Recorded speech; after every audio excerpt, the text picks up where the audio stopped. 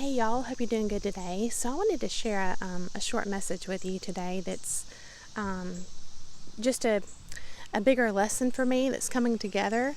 And that is that our perspective, which I was talking about yesterday in my long drawn out message, is everything. Perspective is everything. And I'm going to highlight that today with what I've got to share with you all.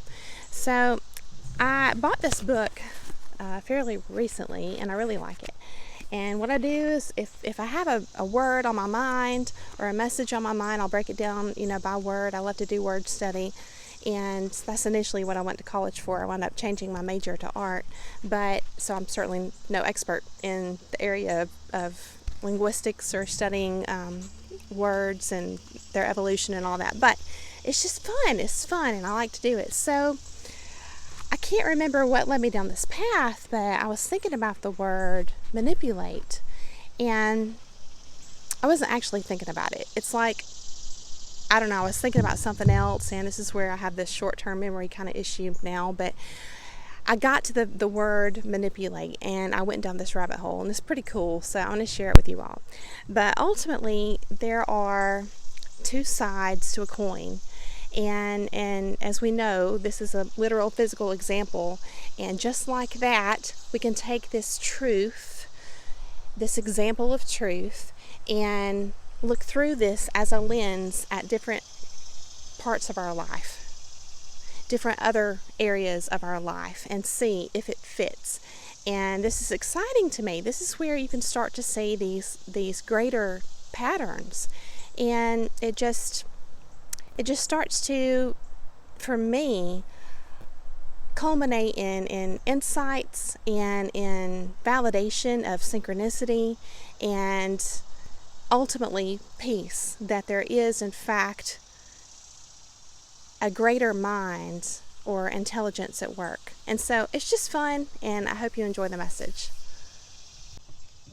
So this is the Latin English dictionary that I have, and if you flip through, I'm going to talk about those cards here in a minute, but if you flip through, you can see under manipulus and manipularis, it's talking about a handful, which we were talking about yesterday, which is so interesting, and company.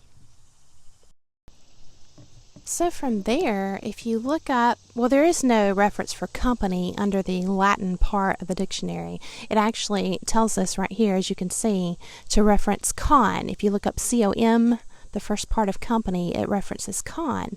And then con means together, to join together, or to plot with, to trust completely. And then if you have the last part of company, you've got Pan, meaning a Greek god of flocks, shepherds, and woods, often identified with Faunus. And I'm no expert when it comes to Greek gods, but I have heard of Pan, and so that really caught my interest, and I thought, okay, I'm going to look this up. So there's a reference here in Wikipedia talking about how Pan is the only Greek god that died, and which is interesting. And then there's a relation to Plutarch's story of the death of Pan, and the word all in Greek also being Pan. So there was a pun made that all demons had perished. So there's a correlation here between Pan and demons. And so also interesting that it's talking about, this was around the same time of the death of Christ. And then it's relating just the lore and the belief in Pan to other aspects of these stories that we have regarding Arcadian hunters and mountain people and caves, and there's a cave of Pan and a temple of Pan and all this. So there's a lot to it if you wanted to go and research that. But here's a little quote from carn-int.info that says the similarities between the iconography of the Christian devil and the god Pan were not a mere coincidence or stylistic borrowing, but a consequence of the process of demonization of the goat god. So again, there's been a correlation or a parallel drawing between Pan, the ancient Greek god, and the Christian devil, right? And so this is a little snippet from postaugustum.com, which says true imagery of Satan did not come about until the Middle Ages, when the notion of Pan as the devil was already being established. So I don't know if you do any research into the history of established religions, you can find a lot of similarities with ancient belief systems, which is really interesting. So to tie all this together and just look at it from different angles, remember that manipulate, when you look that up, in my Latin English dictionary, it's referencing a handful as well as company. And looking up company in the online etymology dictionary, you see that it means a large group of people. And when you break it down at the bottom here, it says Latin, from Latin com, meaning with or together, and then panis, meaning bread, or to feed. So if you look up, again, I just a quick online search at Wiktionary.org, the Latin panem is a form of panis, again, meaning bread. So this is like a nourishment. And then here in the online etymology dictionary, you see Pan is referenced as a nourisher, right? He's has this quality of nourishing. And furthermore, a shepherd, right? And it's talking about how even the Proto-Indo-European root, PEH, means to protect. So there's a lot more to this language and the character representations or personifications of these qualities, right? And so in looking again at manipulation, where it all started, we're going full circle here.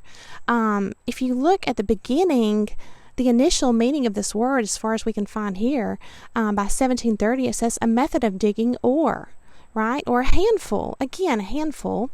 And that is essentially a neutral term. It's not negative. It's not necessarily positive. It's just very neutral. But then look at the progression of the term. It goes from meaning a handful or a skillful handling of objects, which again is not bad. It goes to, in the 1800s, handling or managing of persons, especially to one's own advantage. So now it becomes a selfish thing. Now it becomes corrupted. So manipulation, the whole point here is that it can be good or bad. So it's ultimately all about what a person's intentions are, what's in their heart. And the other interesting thing is how manipulation here is talking about filling your hands, having a handful.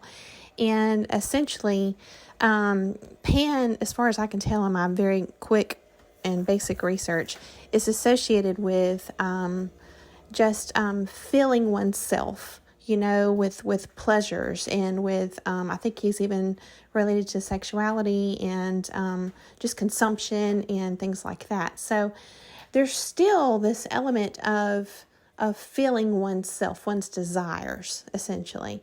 But looking at the actual word manipulation, just a skillful using of one's hands, and the history of the word being used in that way, it's definitely neutral.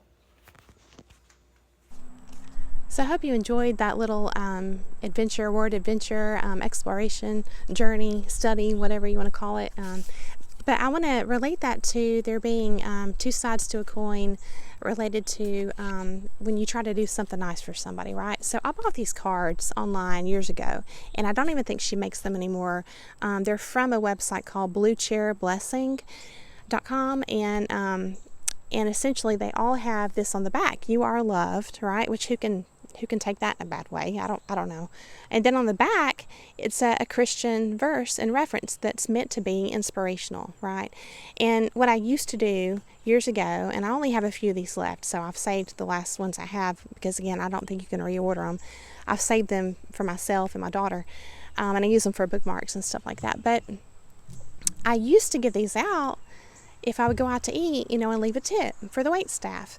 And I literally have had a waitress chase me out into the parking lot to thank me because it meant that much to her. And so,